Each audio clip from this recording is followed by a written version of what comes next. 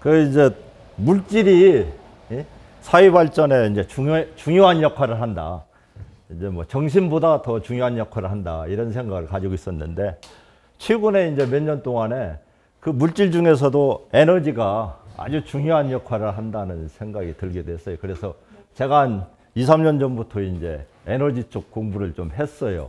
근데 어쨌든 간에 저는 문과생이고 그러니까 좀 틀린 부분이 있거나 그래도 좀 이해해 주시기 바랍니다. 이제 에너지 혁명과 사회 발전이라고 여기 거창한 주제를 잡았는데 물질 중에서 에너지의 어떤 변화, 에너지의 혁명이 일어나면은 그거에 의해서 생산력이 급격히 발전하게 되고 그 다음에 그게 어떤 의식 수준이나 이런 사람들의 생각이 바뀌게 되고 결국은 어떤 생산 관계, 그래서 이제 쉽게 얘기하면 뭐 노동과 자본의 관계 또는 뭐 근로자와 사장과의 관계 뭐 이런 것들이 변화가 오더라고요. 그래서 에너지 혁명이 그런 거에 어떤 영향을 미칠 것인가, 그 다음에 이게 미래에 또 어떤 영향을 미칠 것인가, 거기에 대해서 제 나름대로 한번 생각을 해보고 이렇게 주제를 거창하게 잡았습니다. 그 인류학자 조지 그랜트 맥커디라는 사람이 그 한 어떤 집단의 문명 수준은 에너지를 이용할 능력에 따라 가늠할 수 있다, 이런 얘기를 했답니다. 이게 다음으로요. 그리고 이 다니엘 예긴이라고 최근에도 아주 중요한 위치에 있는 사람이에요. 그래서 미국 4대에 걸쳐서 대통령 에너지 장관 및 자문위원회를 하고 있고 지금도 자문위원회를 하고 있습니다. 이 사람이 이런 뉴맵이라는 책에서 이런 얘기를 했어요. 어느 시대나 패권 국가의 국민 1인당 에너지 사용량이 제일 많음. 패권 국가의 에너지 사용량이 제일 많답니다. 지금은 뭐 당연히 미국이겠죠. 그리고 조금 전에 인용했던 책을 썼던 그 제레미 리프킨이라는 사람이 수수사유에서 에너지 확보가 부국의 요건이라고 또 이런 말을 했습니다. 그래서 에너지 확보 방법은 뭐 과거에는 뭐 정복전쟁이죠. 정복전쟁이라는 얘기는 결국 사람을 노예로 데려다가 그걸로 피라미드 쌓고 다리 건설하고 그랬다는 얘기죠.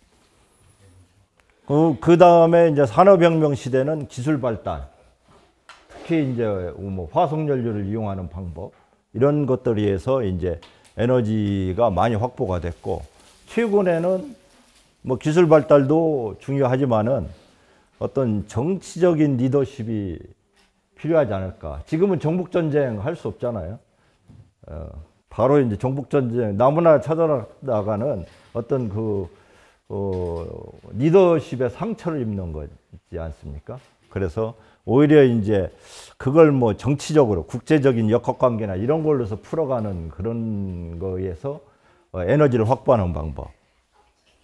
뭐 정신력이라는 부분은 뭐 별로 중요치 않은데 물질적인 게 아니고 어떤 그 비물질적인 측면에서 정신력도 하나의 어떤 국가의 에너지 측면에서는 중요한 것 같아요. 요즘에 그 아랍의 그 이슬람 이분들은 뭐 죽음을 불사하고 싸우니까 정신력 측면에서 그것도 에너지 확보 방법이라는 생각이 듭니다. 그래서 이제 에너지 지정학의 예인데, 에너지가 이제 중요하다 보니까 에너지 지정학이라는 용어가 생겼는데, 지금 뭐 팔레스타인 이스라엘 분쟁도 그렇고, 중동 분할, 좀 나중에 자세히 설명하겠습니다. 중동 분할도 에너지 확보 문제를 두고 저렇게 분할이 됐던 거예요. 그 다음에 뭐 러시아 우크라이나 전쟁 마찬가지죠. 이 가스관 때문에 러시아의 그 가스를 유럽, 특히 독일에서 많이 사용하게 되니까 그 미국 같은 경우는 그게 달갑지 않았죠. 그러다 보니까 뭐 전쟁을 방관하거나 또는 부추긴 측면도 있습니다. 이제 그게 하나의 이제 뭐 예가 될 것 같고, 그 다음에 독일, 제가 이제 역사를 좀 이제 뭐 이렇게 관심 있어서 보다 보니까 독일이 러시아를 침공한 거, 2차 세계대전 때. 원래 2차 세계대전 초기에 독일과 러시아는 저기 불가침 조약을 맺었어요.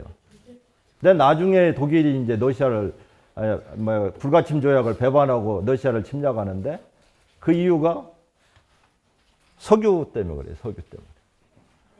그리고 우리가 지금 생각해도 일본이 왜 진주만을 습격했을까 그런 의문을 가지는데 그 당시에 미국이 그 필리핀 그쪽으로 해서 여기를 해군력으로 다 장악을 하고 있어가지고 일본이 석유에 이렇게 접근할 수 있는 방법이 없었대요.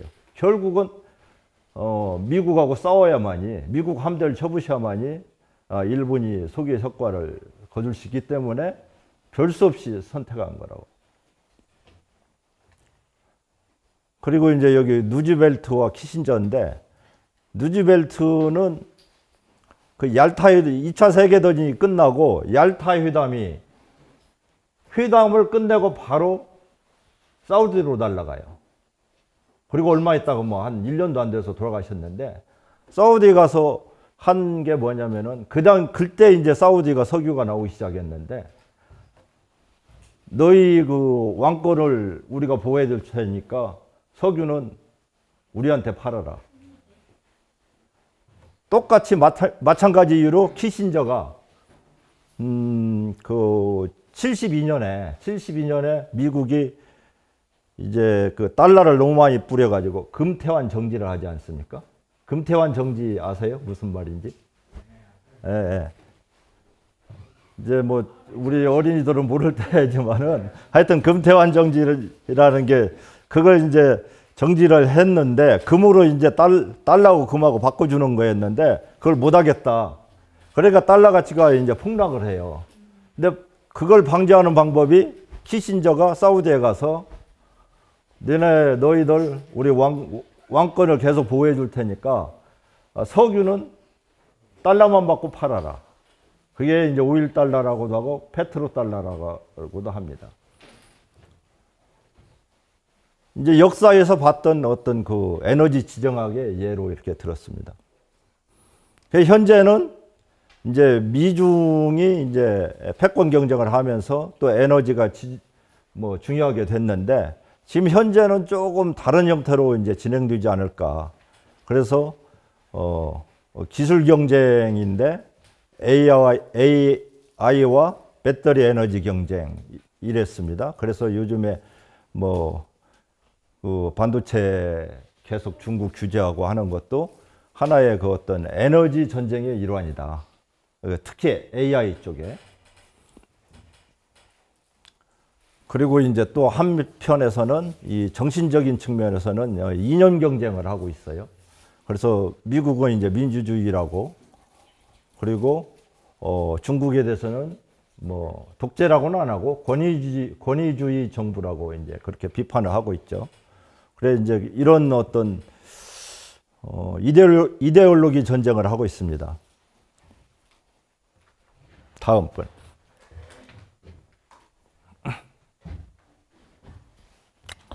여기는 좀 얘기하자면 조금 너무 어려울 것 같은데 하여튼 저 슌페터라는 사람이 저 이제 대학 다닐 때 기업가의 혁신이라는 그런 이제 이론을 가지고 자본주의를 옹호하는 이제 이런 발언이라고 제가 이제 대학 때는 그렇게 생각했는데 나중에 보니까 이분이 어떤 자본주의에서 기업가의 혁신도 중요하지만은 나중에는 그 혁신이 오히려 독이 돼 가지고 자본주의가 사회주의로 변한다 이런 얘기까지 했더라고요. 그런데 이 부분은 지금 여기 이 자리에서 설명하기가 너무 시간이 많이 걸릴 것 같아요.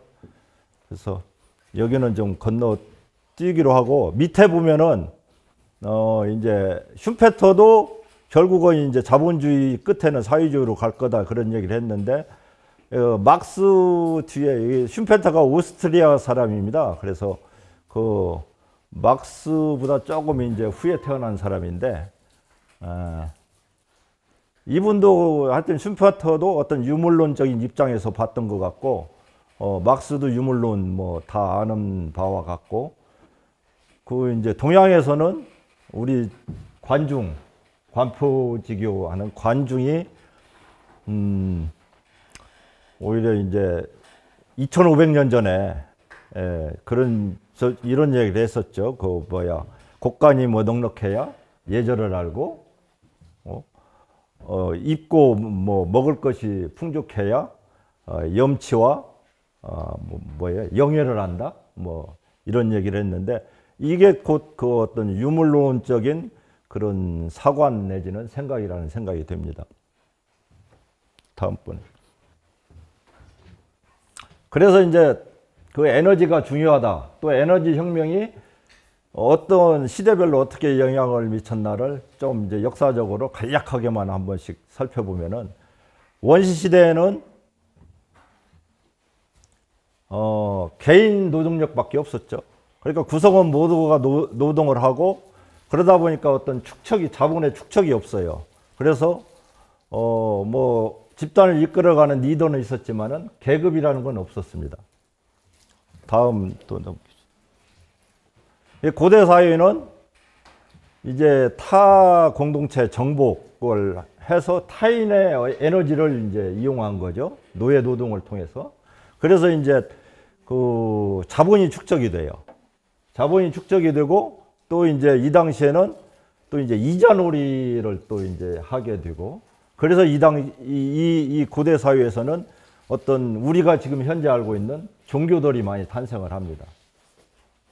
그래서 뭐 기독교나 이슬람교나 불교나 유교나 다 그런 어떤 빈부격차 내지는 그 어떤 계급 갈등 이런 것 때문에 생긴 건데, 나중에 이제 중세 시대 때는 이게 또 변질이 되죠. 다음으로 넘겨주세요. 다음 넘겨주세요. 중세 사회 빠졌네. 넘겼어요? 저 못 봤어요. 중세 사회는 한마디로 이제 뭐 암흑의 시대라고 하지 않습니까? 그래서 여기는 어떤 그 에너지나 이런 측면에서 어떤 과학적인 발전은 별로 없었던 것 같아요. 거의 한 1000년간을 중세 사회가 지배를 했는데, 이때는 오히려 이제 정신적인 측면들, 이런 측면들이 더 강조됐던 것 같고, 그래서 뭐 기독교 이데올로기는 그 예수가 원래 유대교에 대한 혁명으로 출발을 했는데, 그게 오히려 이제 정치 제도를 이제 뭐 수성하는데, 공고화하는데 이용이 됐지 않나 싶고, 마찬가지로 동양에서도 동양은 일제감시 통일국가가 돼가지고, 유교가 원래 공자가 뭐 덕지 사상이라고 할까요? 이런 거였는데, 그게 어떤 그 왕권을 강화하는데 수단으로서 해서 뭐 충유 사상이나 뭐 이런 걸 강조하고, 이렇게 변하지 않았나 이런 생각이 들어요. 다음 번으로 넘겨주세요. 이제 근대 사회에 오면은 이제 여기가 이제 1차 산업혁명이라고 하죠. 그래서 전기기관이, 석탄을 이용한 전기기관이 발명이 되고, 또 이게 이제 자동차 쪽에서는 철도가 놓이고, 또 바다 쪽에는 전기선이 이제 움직이게 되죠. 이때 서양에서도 이제 이런 물질적인 변화가 오니까 사회 발전이 또 급격히 일어나요. 그래서 의식 변화도 일어나고, 그래서 뭐 사회 계약론, 뭐 계몽사상 출현, 뭐 이런 계몽사상이 뭐 존 노크나 뭐 이런 사람들이 나왔었죠. 그리고 이제 이때 이제 부르주아가 등장하죠. 그래서 산업, 그 전에는 중세까지는 땅을 가진 사람이 어떤 지배자였거든요. 그러니까 그때는 어떤 귀족들이었죠. 왕이나 귀족이었는데, 이제 그 어떤 산업의 기초 또는 물질의 기초가 이제 이런 그 공장 중심으로 그 전기관이 발명되면서, 그래서 땅에서 오히려 공장 쪽으로 옮겨오다 보니까 부르주아들이 이제 세력이 커지게 됐죠. 그래서 이제 여기서 신과 왕의 지위는 쇠퇴했다고 했는데, 뭐 왕과 그 귀족들이 이제 실학하게 되는 거죠. 이제 현대 사회는 1900년대, 20세기라고 할 수 있겠죠. 20세기. 이때는 이제 전기가 발명이 되고 또 이제 석탄을 넘어서 이제 석유가 1908년인가 1900 몇 년인가 이제 석유가 처음 발견이 돼요. 그래서 이제 석탄으로 이용하던 증기선이 석유로 움직이는 증기선으로 이제 바뀌게. 그 인류학자 조지 그랜트 맥커디라는 사람이 그 한 어떤 집단의 문명 수준은 에너지를 이용할 능력에 따라 가늠할 수 있다 이런 얘기를 했답니다. 이게 다음으로요. 여기 이제 산업혁명이 지금 뭐 4차까지 얘기가 나오는데 3차는 이제 컴퓨터 출현해서 이제 사무직 노동을 상당 부분 이제 컴퓨터가 대체했죠. 넘어가죠. 여기는. 그래서 4차 산업혁명이라는 얘기가 2016년에 스위스 다보스 포럼에서 그 다보스 포럼 의장인 클라우스 슈밥이라는 사람이 4차 산업혁명 시대에 들어왔다 했는데 그건 뭐 빅데이터하고 AI 또는 사물인터넷, 반도체 기술의 발달 이제 이런 걸로 요약이 될 수 있어요. 그래서 이제 이 당시에 우리나라도 그 이민하 교수님이라고 그분이 이 4차 산업혁명에 대해서 열강을 하고 그러시다가 갑자기 돌아가셨어요. 저도 거기 회원이어가지고 저 회비도 내고 했는데 갑자기 돌아가셔가지고 그분이 이제 메디슨 창업하셔가지고 삼성에 넘기고 그 말년에는 이제 카이스트 교수하면서 이제 그분이 하는 얘기가 이 4차 산업혁명을 여기서 도태되면은 이제 미래가 없다. 좀 이해가 가겠더라고요. 왜냐하면 앞으로는 기계가 모든 생산을 다 해요. 그래서 이제는 그 인건비 싼 데로 갈 필요가 없어요. 그래서 이제 우리나라 중국까지는 왔는데 그 다음에 동남아나 아프리카로 갈 수 있을 거냐? 안 가고 다시 지금 리쇼어링이라고 하잖아요. 그 미국으로 다시 공장이 돌아가고 그런 현상이 오게 되면은 여기에 올라타지 못한 나라는 그야말로 이제 빈곤에서 벗어나지 못하는 시대가 올 거다. 근데 참 우울한 전망인데 우리는 거기에 들어가지 말아야겠죠. 근데 이제 이때만 해도 그 전기 자동차가 별로 그렇게 뭐 있는지 없는지 몰랐죠. 테슬라가 있는지 없는지. 이 얘기 나올 때만 해도. 그래서 테슬라 뭐 전기 자동차, 배터리 이런 얘기는 없었던 것 같아요. 다음으로 나가죠.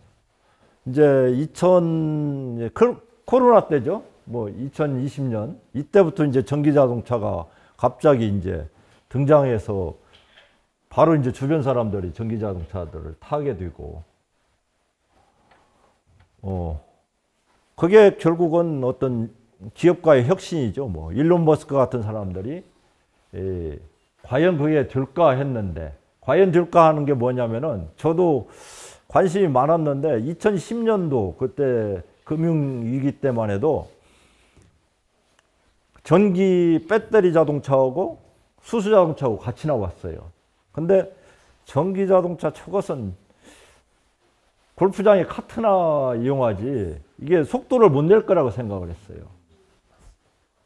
왜냐하면 배터리에서 어떤 순발력이 있는 그 힘을 발휘할 수 없다고 생각했거든.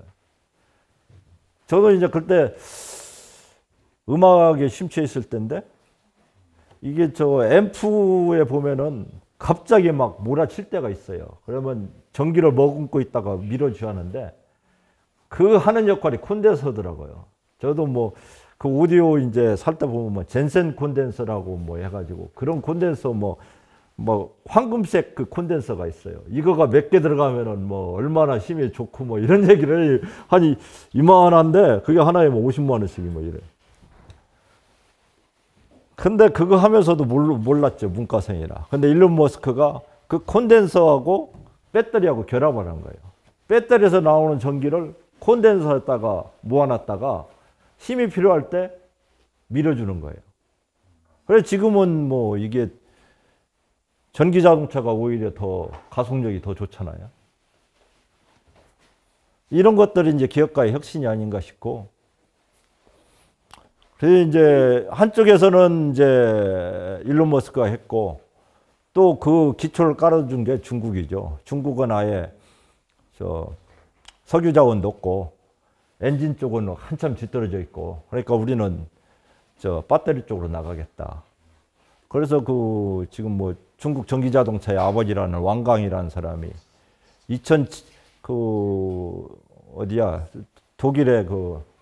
독일의 아우디인가요? 아우디 그쪽에 있다가 폭스바겐 쪽에 있다가 와가지고 중국 전기 자동차 쪽을 밀었죠. 그래서 지금 테슬라도 보면은 중국이 없으면은 테슬라도 저렇게 일어날 수 없어. 그 인류학자 조지 그랜트 맥커디라는 사람이 어떤 집단의 문명 수준은 에너지를 이용할 능력에 따라 가늠할 수 있다, 이런 얘기를 했답니다. 이게 다음으로요. 자동차와 배터리가 연결되면서 이제 자동차가 그동안에는 이제 운송수단으로만 이용됐는데 이제는 역할이 좀 더 늘어날 거다. 이런 부분에서 많이 생각을 해 주시면 좋을 것 같아요. 그래서 바퀴 달린 집이라고 하고, 앞으로 캠핑카도 보편화되고, 반면에 극빈층들은 또 이제 이게 주택이 될 수도 있어요. 지금 뭐 LG나 이런 데서 바퀴는 안 달렸지만은 아주 그냥 찍어내는 집들이 나와요. 뭐 10평, 뭐 15평짜리 이런 집들이 빌트인으로 나와요. 그 위장재도 거의 뭐 강판으로 다 해놓고, 안에 대신에 이제 뭐 공조 시스템 이런 것은 다 이제 자사 제품으로 다 넣어가지고. 근데 여기다가 바퀴까지 달고 배터리 집어넣고 하면은 이제 바퀴 달린 집이 나올 수도 있지 않나. 다음번. 그래야 이제 전기 자동차와 또 태양광 얘기하는데, 전기 자동차가 나오면서 충전 문제가 지금 제일 불편하지 않습니까? 근데 충전을 급속 충전을 하려면은, 급속 충전이라고 해도 뭐 15분에서 30분 걸리지만은 순식간에 100가구 집에서 쓰는 전기를 필요로 한대요. 그래서 토요타가 오히려 배터리하고 전기 자동차를 제일 먼저 시작을 했었는데, 거기가 이제 지금 하이브리드 시스템으로 간 게 전기 생산 능력 때문에 그래요. 그래서 전기 자동차가 보편화돼서 그걸 충족시키려면은 한 국가의 전기 생산 능력이 한 3배 정도 커져야 된답니다. 그래서 요즘에 와서 지금 뭐 토요타가 웃고 있다는 얘기가 나와요. 전기 자동차가 이제 보급률이 좀 높아지니까 충전 문제도 나오고 뭐 전기 문제도 나오고 하니까 요즘에 또 하이브리드가 또 잘 팔린다고 해가지고, 내 말이 맞지, 내 말이 맞지, 이런 얘기를 하는 것 같아요. 이제 태양광은 왜 얘기를 하냐면은, 그래서 이제 일론 머스크도 이 전기가 필요하다는 걸 알게 되는 거예요. 그래서 미국이 한 2, 3년 전부터 태양광에 굉장히 올인을 해요. 태양광은 뭐냐면은, 이 제일 밑에 보였지만은 소액 민간 자본을 이용할 수 있어요. 각 가정에 돈을 이용할 수 있어요. 각 가정은 그 태양광을 설치해서 테슬라에 파는 거죠. 테슬라가 또 어떤 대여를 해주고 그 지붕 빌림값 정도만 테슬라가 지불을 하는 거예요. 그 다음에 설치비나 이런 것은 테슬라가 다 대고. 그리고 미국은 또 우리하고 틀린 게, 우리는 낮에 전기료가 비싸죠. 밤에 싸고. 근데 미국은 밤에 비싸대요. 낮에는 싸고. 그래서 낮에 전기라는 것은 어디 저장할 수 없으면은 바로 이게 어디가 사용처에 가야 되는데, 낮에는 생산을 잔뜩 해놓고 쓰질 않으니까 그래서 거기 이제 그걸 저장하는 ESS라고 해가지고 이제 배터리죠, 배터리 저장 시스템을 이제 해서 거기에 저장했다가 밤에 그걸 가져마야 밤에 이제 또 가정에도 팔기도 하고. 그래서 미국에서는 이 태양광 쪽에 2, 3년 전부터 이제 바이든 들어오면서부터 이제 이쪽에 집중을 하고 있는데 우리나라는 지금 거꾸로 가고 있어요.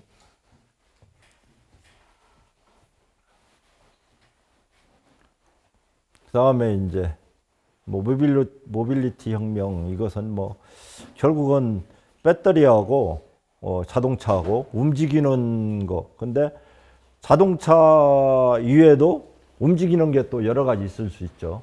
뭐 드론도 있고, 또는 이거 뭐죠? UAM이라고 해가지고 날아다니는 이제 저 드론, 사람 태우고 날아다니는 드론, 도심 뭐 항공이라고 하던가요? 그거 있고, 또 휴머노이드. 이제 앞으로는 저 이제 인간 닮은 로봇가 이제 짐도 들고 뭐 이러지 않을까 싶어요. 근데 여기서 이런 게 나오게 되면은 결국은 공장에서는 그 인간 닮은 저 로봇가 일을 하고, 그러니까 인간이 일할 필요가 없게 되는 거예요. 그래서 이제 인간은 이제 노는 게 일이다. 그래서 이제 호모 누덴스, 호모 사피엔스 많이 들어봤죠? 근데 누덴스는 그게 이게 놀이하는 게 인간이라는 뜻이래요. 그래서 이제 그 뒤에 우리 학생들도 있지만은 공부 열심히 그렇게 뭐 할 필요 없다는 생각이 들어요. 오히려 자기 좋아하는 거, 운동, 뭐 또는 뭐 노래, 그림 그리기, 그 소위 얘기해서 이제 뭐 음미책, 그런 그 예술 활동을 많이 하는 사람이 오히려 더 유능한 사람이 될 수도 있다. 그런 세계가 지금 다가오고 있어요.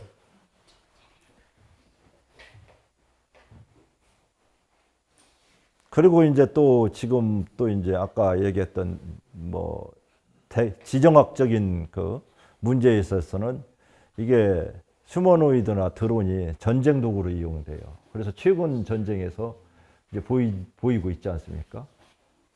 그래서 미국과 중국이 그렇게 서로 이제 상대방 산업에 대해서 이렇게 산업 발전을 못하게 막으려고 하는 이유가, 저는 이 부분이 제일 크다는 생각이 들어요. 휴머노이드 전쟁 도구. 미국이 지금 갑자기 뭐 배터리나 이런 것들을 자국에다 배터리 뭐 또는 반도체 이런 것을 자국에다가 가져가려고 하는 거가, 이 미중이 격돌을 했을 때 그 상황을 생각하면서 하는 거 아닌가, 이런 생각이 들어요. 그래서 이건 양보할 수 없는 전쟁 같아요. 이 반도체와 배터리나 이런 부분은.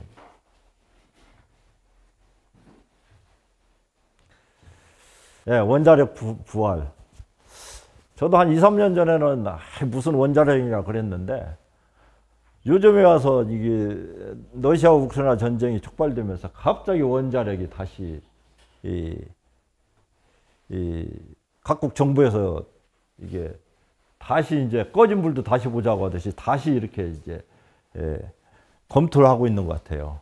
그래서 우리나라도 이제 공교롭게 새 정부 들어와서 이제 뭐 그 SMR이라는 거 이걸 들고 나와서 원자력 다시 하겠다 이제 그러는데, 서유럽도 어쨌든 간에 러시아와 대결 구도 때문에 그 러시아의 그 천연가스를 이용할 수 없는 상황이 왔고, 그래서 원자력을 그린 텍소미에 포함시키자.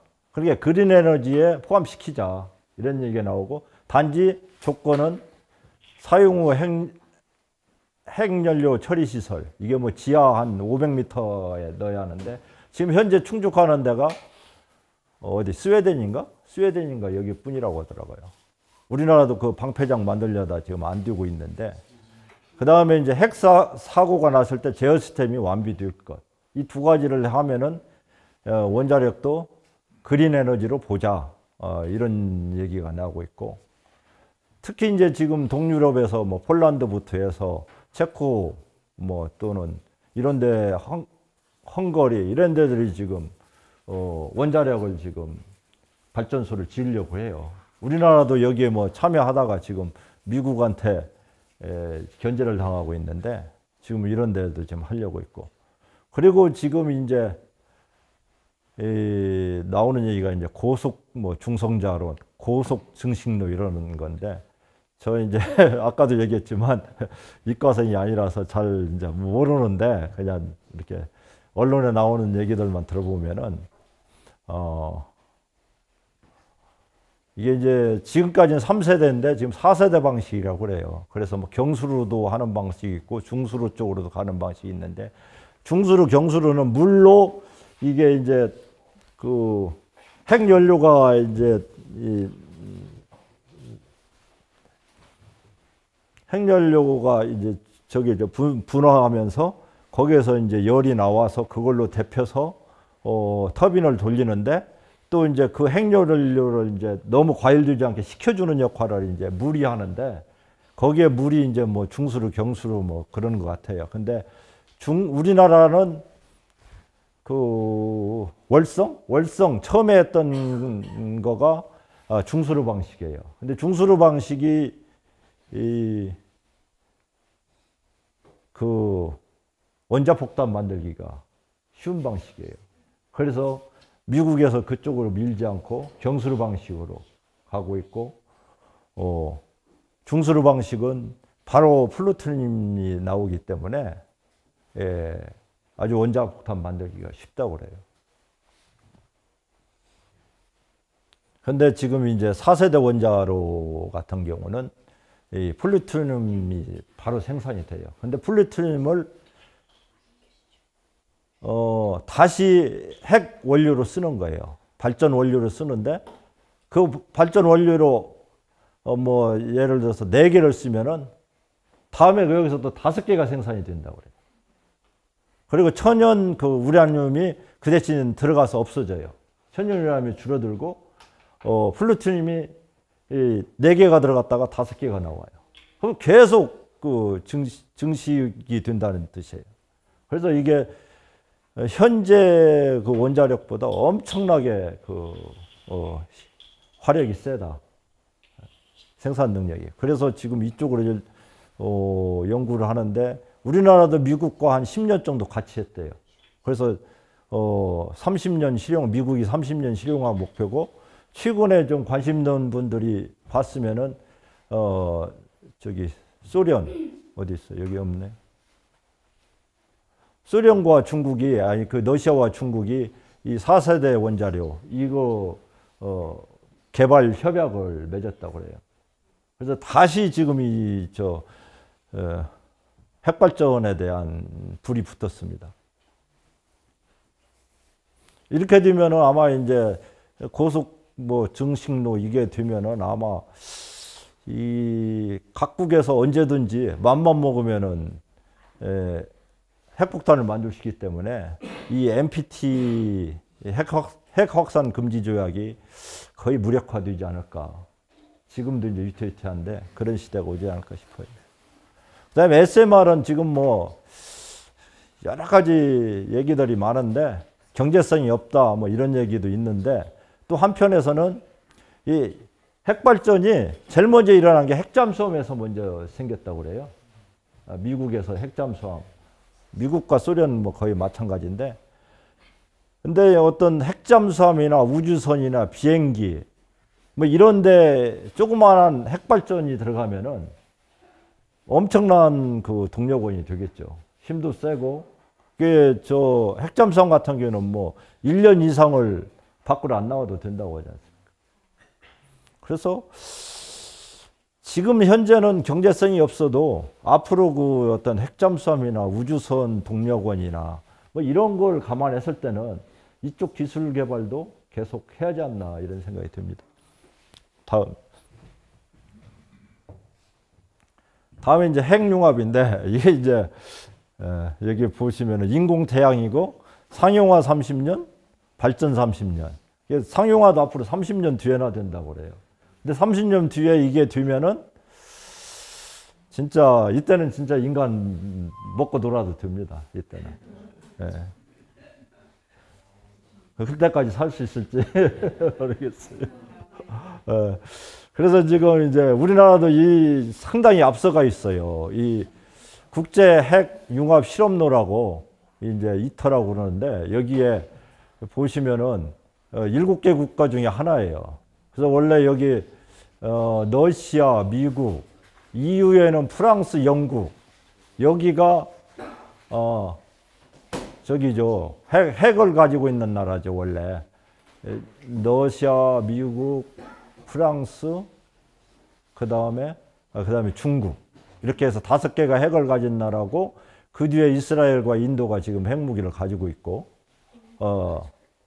파키스탄도 가지고 있고. 근데 이런 데는 없고 이 나라에 이제 한국과 일본이 들어왔죠. 한국과 일본이. 그래 그 프랑스 카다라슈라는 지방에 축구장 60개 면적으로 지었는데 우리나라가 이렇게 건설하고 짓고 이런 건 강하지 않습니까? 그래서 한국이 굉장히 많은 역할을 했나 봐요. 그래서 우리나라에서 할당된 9개 조달 품목을 적기에 제작해서 납품했다고 그래요. 뭐 초전도 자석, 진공용기 뭐 이런 여기 보니까 뭐 여러 군데서 갔는데 현대중공업도 들어갔나 봐요.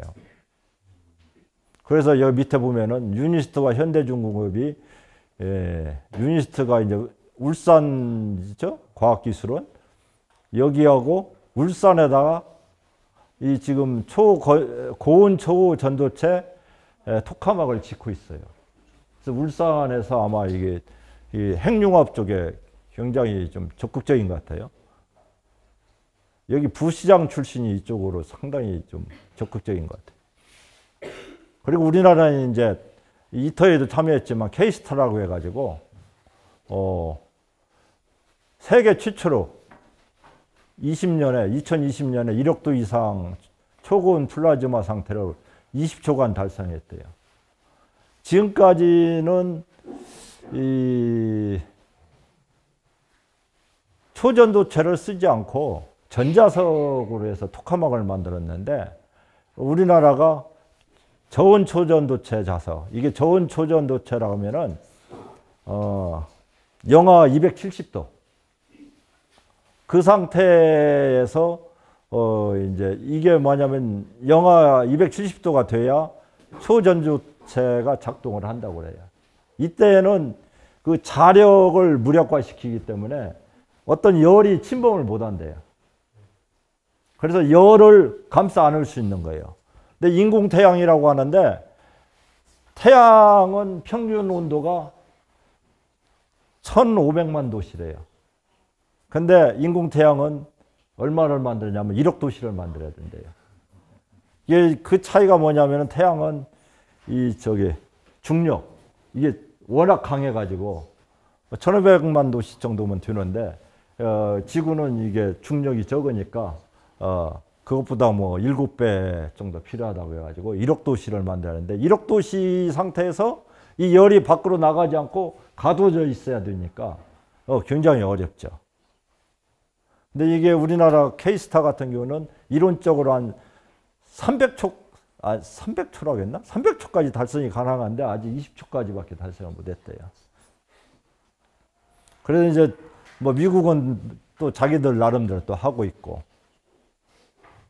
그래서 이거 초전도체의 그 조건이 뭐냐면 마이스너스 효과라고 그러는데 이게 이제 발명한 사람 이름을 딴 건데 이게 초전도체는 자석 위에 둥둥 떠요. 자력이 침범을 못 해요. 그래서 이제 우리나라에서 이거가 이런 것을 발명했다 해가지고 여기 LK99라고 저 7월 달인가? 7월 말경에 이게 발표가 됐어요. 그 뭐 발표할 시기가 안 됐는데 이제 이렇게 새어 나온 건데, 그래서 지금 전 세계가 지금 이걸 가지고 이제 진위 여부를 이제 논란이 있고, 지금 중국하고 몇 군데서는 열심히 해요. 지금 이 한국에 했던 방식대로 열심히 하고 있고, 근데 아직 완벽한 건 아직 안 나온 것 같아요. 근데 이거가 되면은 이 인공태양 이게 상용화가 훨씬 앞당겨질 수 있다고. 앞으로 한 5년, 10년 내로 앞당겨질 수 있다고. 그 다음에 이제 지난번에 저희 옛날에 달마투에서도 초창기 때 얘기했던 뭐 한 분 오셔가지고 중국 관련해서 얘기하셨던 분이, 이 중국이 이제 달나라의 뒤쪽으로 착륙했다고 하지 않습니까? 근데 요즘에 그 인도도 이제 달에 우주선 쏘고 그래요. 그 이유가 저는 이거 아닌가 싶어요. 헬륨3가 달에 많대요. 근데 이거가 이 핵융합의 원재료래요. 그래서 이미 이제 사이즈가 큰 나라들, 인도도 사이즈가 크죠. 그 다음에 이제 어떤 연구 재원이 많은 나라들은 달에 이제 우주선을 쏘아 올리는 것 같아요. 저기 우크라이나, 러시아는 뭐 결국엔 그것도 에너지 전쟁이에요. 미국과 러시아 간의 에너지 문제 때문에 격돌된 거고, 이스라엘 팔레스타인은 뭐 이것도 어떤 에너지 진학 때문에 발생한 건데, 유대인이 이제 2000년 이상 디아스포라가 됐고, 그 중에 한 예가 이제 뭐 모세한테 모세가 이집트한테 끌려갔을 때 있고, 뭐 한 3000년 전, BC 3000년경이고, 6세기 때는 이게 이제 아시리아에 또 끌려갔어요. 그래서 이제 느부갓네살이라는, 성경에는 이제 느부갓네살이라고 나오는데, 예, 오페라 나부코의 나부코가 느부갓네살이죠. 이것까지 볼 시간이 없을 것 같네요. 이게 아주 감동을 주는데, 그래서 이제 시오니즘이 프랑스에서 이제 한 기자가 이제 발의를 해가지고 갑자기 이제 불이 붙었죠. 19세기 말경에, 1800년대 말경에 붙어가지고 1917년에는 영국 유상 벨푸어가 이제 노스차일드 가문에 공개서한을 보내면서, 우리 저 전쟁하는데 도와주면은 그 팔레스타인 지역에 나라를 세워줄게. 그러면서 영국은 또 거기에 아랍 지역에 있던 오스만 투르크를 쫓아내기 위해서 아랍 부족들한테 너희들 민주국가 만들어줄게, 이런 이중적인 약속을 해요. 그래서 또 그 아라비아 노렌스 영화 보신 분 있죠? 이 노렌스라는 영국 장교가 이라크 파이살 빈 후세인, 파이살이라고 하죠. 파이살 왕자하고 같이 막 전쟁하면서 저 오스만 투르크를 몰아내고 그러죠. 그 다음에 또 어디죠? 저 이탈리아 군도 몰아내고.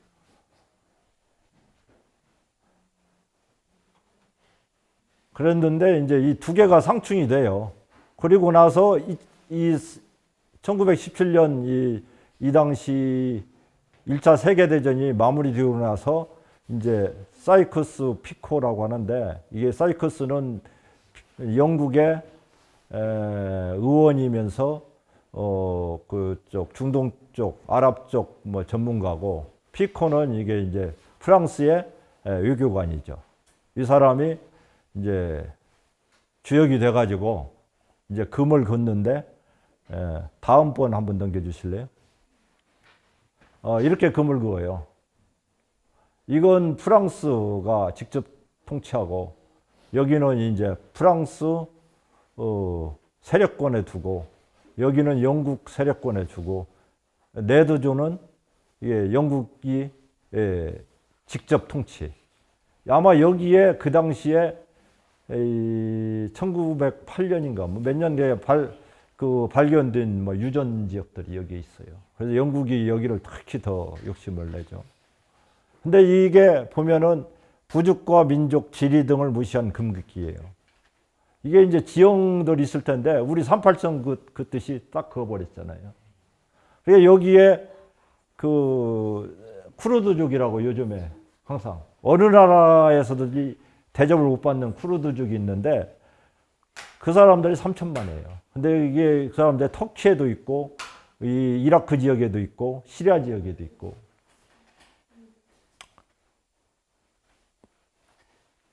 아, 1908년이라고 되어 있네요. 예. 조금 전으로 돌아가죠. 조금 전에. 수지천. 예.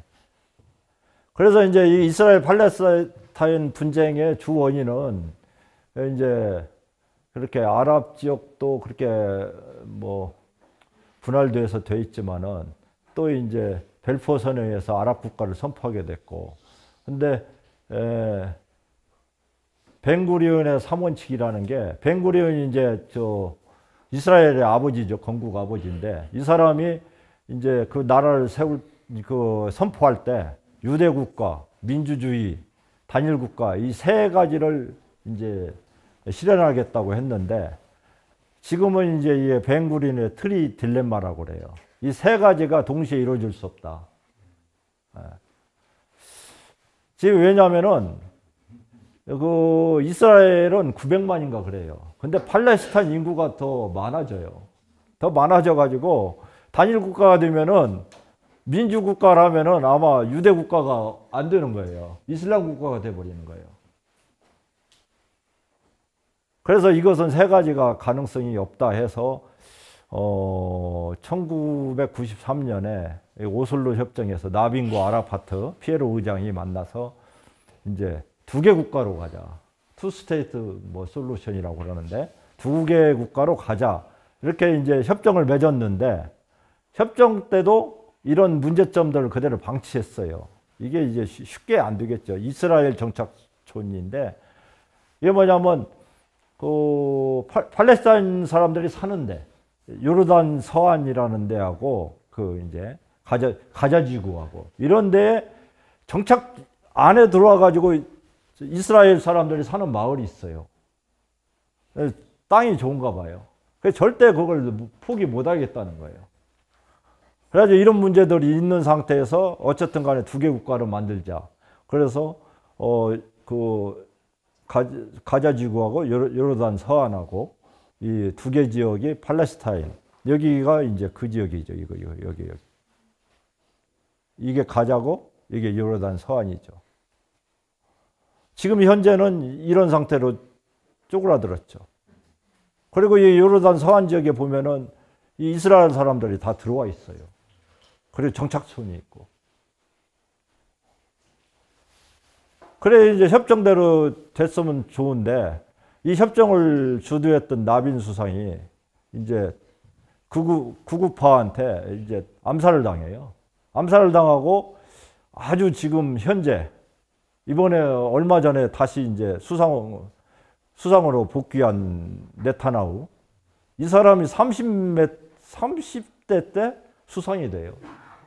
그러면서 이제 이 오슬로 협정이 뭐 완전히 파기돼 버린 거죠. 그리고 이제 팔레스타인은 팔레스타인대로 그 이제 이쪽 이 서안 지역에 이제 팔레스타인 그 어떤 정부가 있죠.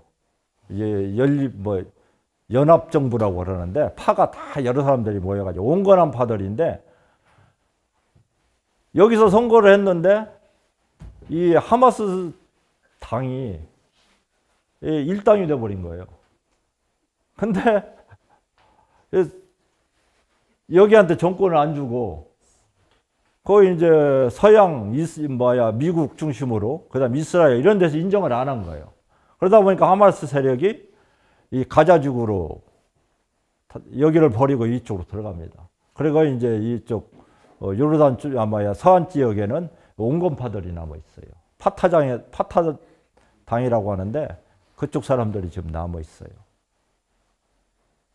그래서 지금 이제 이번 이 가자 지역에 있던 이 하마스가 이스라엘을 공격을 했는데 이게 여러 가지 복병이 있는 것 같아요. 지금 현재 이스라엘과 사우디가 수교를 하려고 있어요. 미국이 부추겨가지고. 근데 이걸 싫어하는 데가 이란이죠. 이란과 하마스하고, 왜냐하면 이렇게 이스라엘과 사우디가 가까워지면은 아마 이제 해법이 두 개 국가로 될 거예요. 두 개 국가가 되면은 이쪽 자기들 그 팔레스타인 내에서도 이쪽 파타당 중심으로 한 이 온건파들이 득세를 하고 정권을 잡을 수가 있어요. 그래서 여기는 오로지 두 개 국가가 안 된다. 이게 이제 극단주의자들이거든. 여기는 이슬람 국가를 만들어야 된다. 이스라엘 자체를. 인정을 안 해요. 이스라엘이라는 유대 국가를 인정을 안 해요. 이 사람들이. 그래서 이번에 공격을 한 것 같고, 그래서 파장이 좀 크게 갈 것 같다는 생각이 듭니다. 이제 마지막 결호로 에너지를 만드는 어떤 기술과 또 그 에너지를 차지하고 또는 뭐 이용하고자 하는 어떤 지정학적인 결단, 뭐 어떤 리더십이겠죠. 각 국가의 그 어떤 정치 지도자들이 하는 리더십, 이거가 국가의 미래를 결정할 것이다. 그래서 좀 잘해야 된다, 이런 얘기고요. 화석 연료는 거의 끝나가는 것 같아요. 그래서 이제 끝나가는 와중에 너우 전쟁도 일어났던 거고, 그 다음에 이스라엘과 아랍의 이번에 팔레스타인 문제, 이런 것도 일어났던 것 같아요. 그래서 미국이 중동 정책을 보면은 적극적인 것 같지는 않아요. 발을 빼고 있는 것 같아요. 이번에 그 이스라엘과 사우디를 그 국교를 맺게 하는 것도 발을 빼기 위해서 그래요. 자기가 물러나면서 좀 사이좋게 지내라, 이런 얘기였거든요. 왜냐하면은 이제 석유 자원이라는 것은 그렇게 중요하지가 않아요. 그래서 미국이 세전선이 저는 여기라고 보는데, 여기로 힘을 모아야 할 때예요. 그래서 이쪽에서 빼야 되는데, 그 와중에 이제 그 틈을 노리고 이제 또 분란 세력들이 있죠. 근데 뭐 그래서 미국이 지상군을 파견하고 막 이런 정도까지는 가지 않을 것 같아요. 여기서는 빼고 있는 중이니까. 그리고 이제 신재생하고 핵 에너지 부상인데,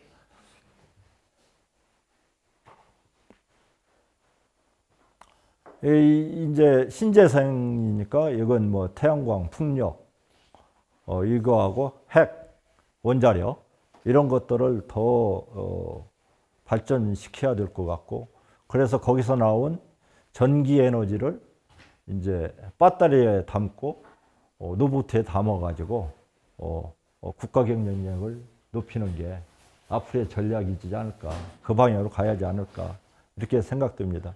그래서 지금 우크라이나에서 전쟁이 일어났고, 다시 중동에서 문제가 생겼고, 다음 분쟁 지역은 이쪽이 아닐까, 이런 생각을 해봅니다.